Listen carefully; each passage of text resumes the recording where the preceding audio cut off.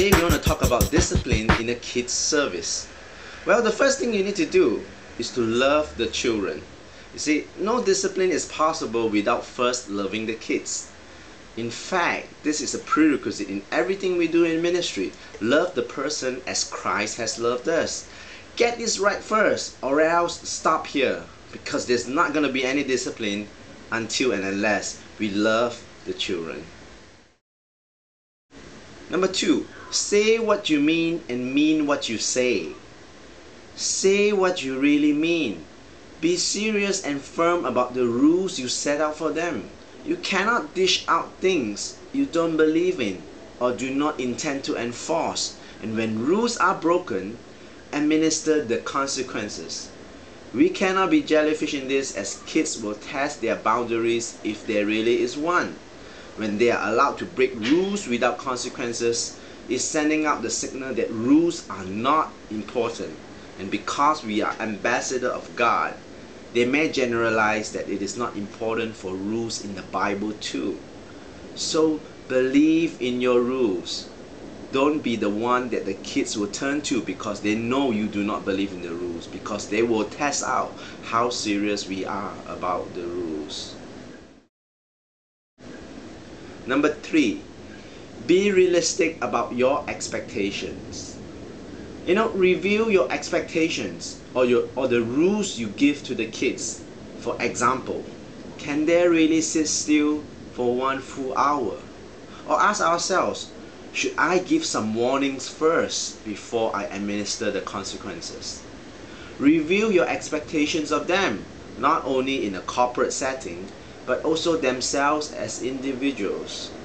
Facilitate them to be able to succeed in following the rules.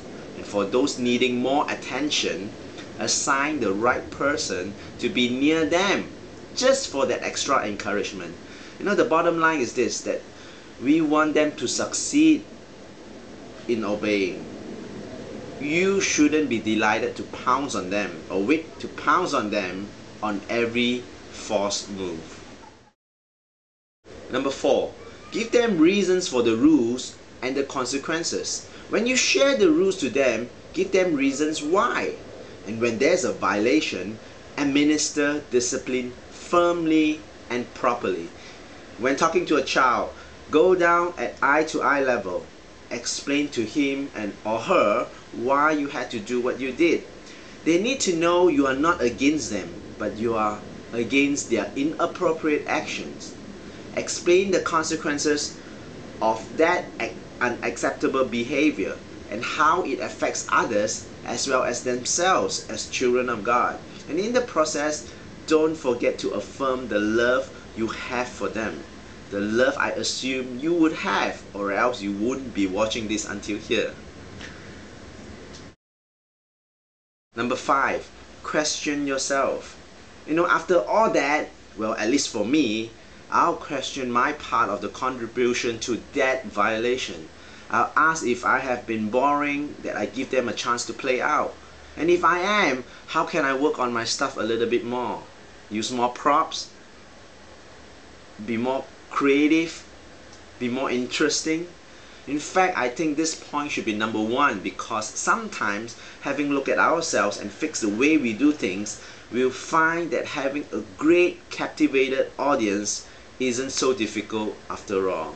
I remember a pastor of a big church ever told me, if you don't have an agenda for the children, they will have an agenda for you. And I sincerely believe that.